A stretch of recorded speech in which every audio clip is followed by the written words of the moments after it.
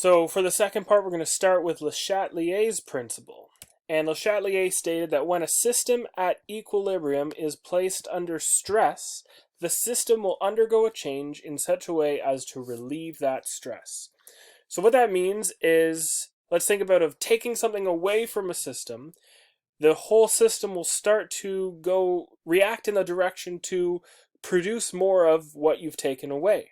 And if you add something to a system, the whole system will react in a way to use up some of what you've added. So if we're talking about concentration, let's look at this is the Haber process where hydrogen and nitrogen gas combine to create ammonia gas. Starting with only your reactants, hydrogen and nitrogen, the system is first allowed to reach equilibrium. It reaches this balance where hydrogen and nitrogen's concentration decrease, creating more ammonia, thus its concentration is increasing. If you added more reactant to the system, or more hydrogen in particular, the hydrogen concentration would spike, and then the hydrogen and nitrogen would start to react more in the forward direction to produce more ammonia, and the ammonia concentration would increase.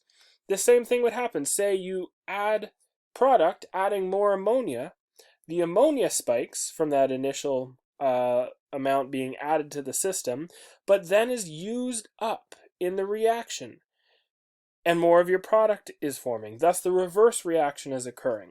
And this shift will happen for other things, not just concentration. For example, pressure. So pressure and volume often go together.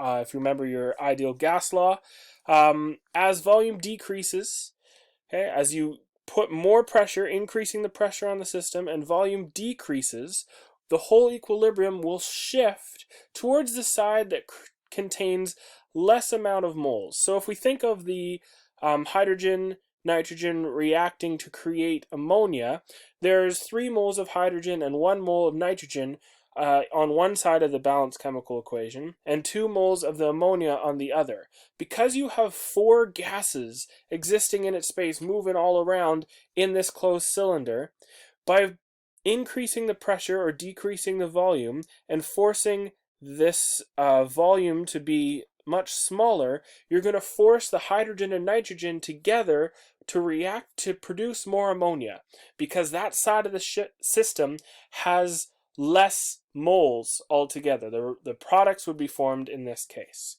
And then if you were to increase the system, you're going to shift the whole reaction. Sorry, I just said increase the system. If you're going to increase the volume, the concentration of all of those products may decrease and shift towards the side where you have more moles, because there's more space for your larger molecules to break into the smaller molecules, and they can move freely around in that closed container.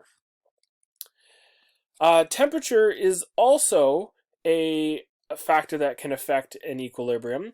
Think of endothermic and exothermic thermochemical equations, where when it's endothermic you have energy as a reactant, and when it's exothermic you have energy as a product. The shift will occur just like if you were adding concentration or increasing concentration of a reactant. If you increase temperature for an endothermic reaction, you're adding reactant, forcing the whole system to shift in the forward direction, creating more product. So often think of temperature influences as exothermic and endothermic thermochemical equations, where you write that energy right in as a reactant or product.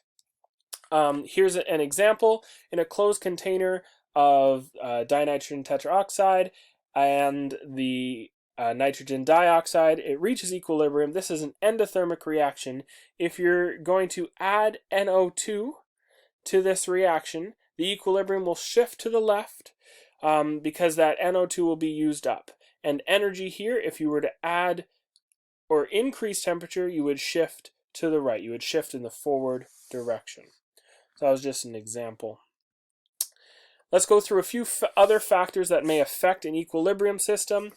Enthalpy we just talked about. You want the minimum potential enthalpy to create products that are more stable. Enthalpy changes favor exothermic reactions or favor the exothermic direction, so you're releasing some sort of energy. And here in their example it says releasing kinetic energy, but this could be heat in like a combustion reaction or something like that. The second one is entropy. So entropy is a measure or dispersal of how the molecules are dispersed. It's also defined earlier as like how chaotic a system may be. Something that is higher in entropy would be higher in chaos in that system. So entropy is a way to measure how that energy is dispersed among the particles. And systems tend to move spontaneously towards a state of maximum entropy. This means that the entropy state will favor the side of the reaction which produces more particles, since this allows for energy to be dispersed in more ways. So some examples of how entropy would increase: solid going towards liquid, or liquid going towards gas. You also have solute and solvent together.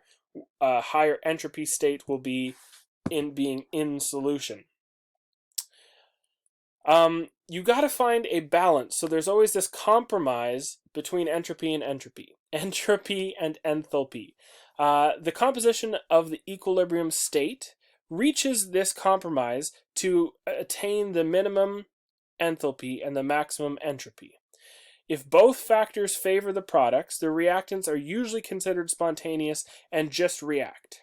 If both factors favor the reactants, they're considered non-spontaneous. And if these factors oppose each other, you reach a state of equilibrium to get the minimum potential enthalpy, but also maximum entropy.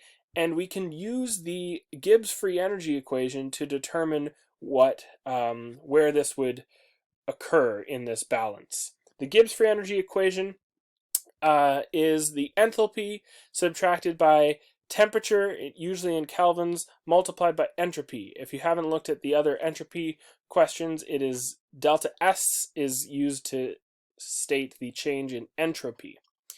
If you put all of these values together, you do the calculation to get Gibbs free energy, and you get a negative value, then the forward reaction is favored, or we would say a negative Gibbs free energy indicates a spontaneous reaction. Thus, the reverse is true. The reverse reaction would occur when Gibbs free energy is positive, and that would be a non-spontaneous reaction. If you've achieved the balance between enthalpy and entropy, your Gibbs free energy should be 0, and the reaction will remain at equilibrium if your Gibbs free energy is 0.